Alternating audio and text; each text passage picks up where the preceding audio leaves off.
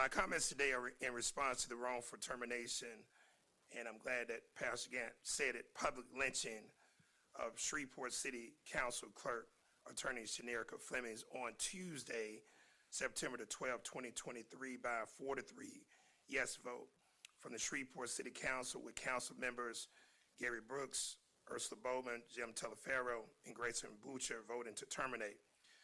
Though Louisiana is an at-will right-to-work state, there are laws and policies that govern the firing of employees.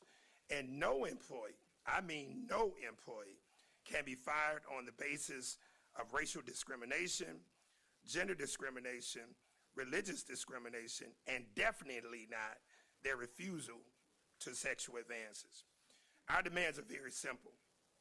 The immediate resignations of council members Gary Brooks and Ursula Bowman, the immediate resignation of Ralph Johnson as a Shreveport City Council liaison, and I'm going to be calling this week for a federal investigation of Gary Brooks regarding the allegations made by attorney shanekira Fleming, where she was asked to draft legislation that would adversely impact an African-American business, Club Hayes, to benefit his white business partner, Tim Huck, owner of the Sandbar, and to uncover details as to attorney Fleming's other allegation concerning Gary Brooks's business dealing with drug dealers in his business venture, Styles Bar.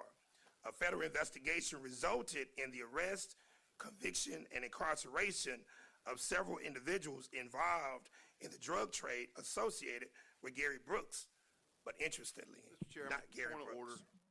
You can call it point of order. This is allegations that shanekira Fleming made, so you can keep that. The creation of the Diversity Department, Equity and Inclusion to oversee. Well, these are allegations, and we're restating what had happened, but there's nothing to prove that these allegations are true. And for decorum of the council, I don't believe it's in anybody's interest to be launching allegations that are not true.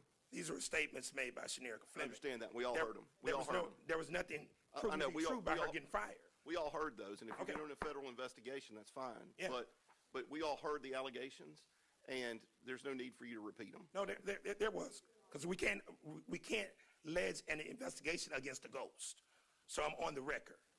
And lastly, my point, the hypocrisy of council members Butcher and Telefaro, because both of you sit on domestic violence, sexual harassment, and at the same time, neither of you asked for an investigation into this young lady's allegation. But you sit up here as advocates for domestic violence, and you now allow a female to tell you on record, and you don't even stop to investigate anything. Both of you are hypocrites.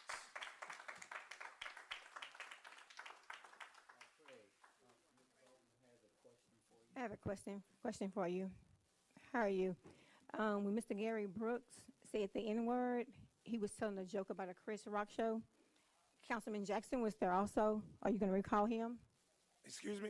When he made the comment about the N-word, we were at a setting. Councilman Jackson was there with his wife.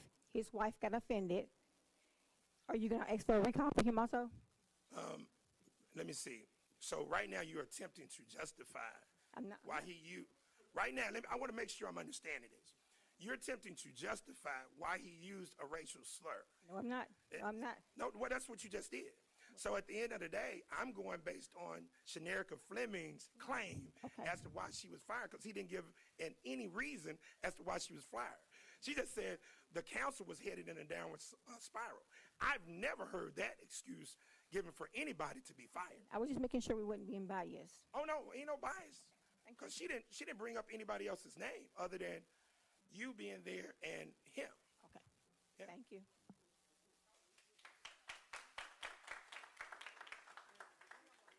And I'm only addressing this because my name was called, but for the record, when that racial slur was said, I did not hear him. I have stated that already. Once it was brought to my attention, Councilman Brooks and I did have a conversation about it.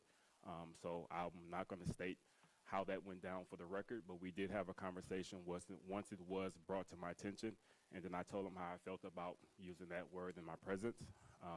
My wife was very upset, and she did walk out the restaurant once it was said.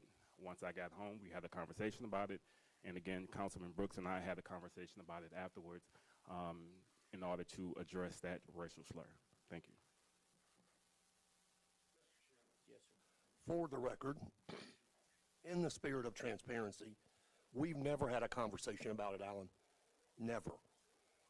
Your wife mentioned it to me.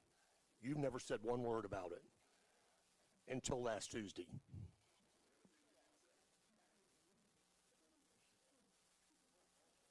Nisha Walpole,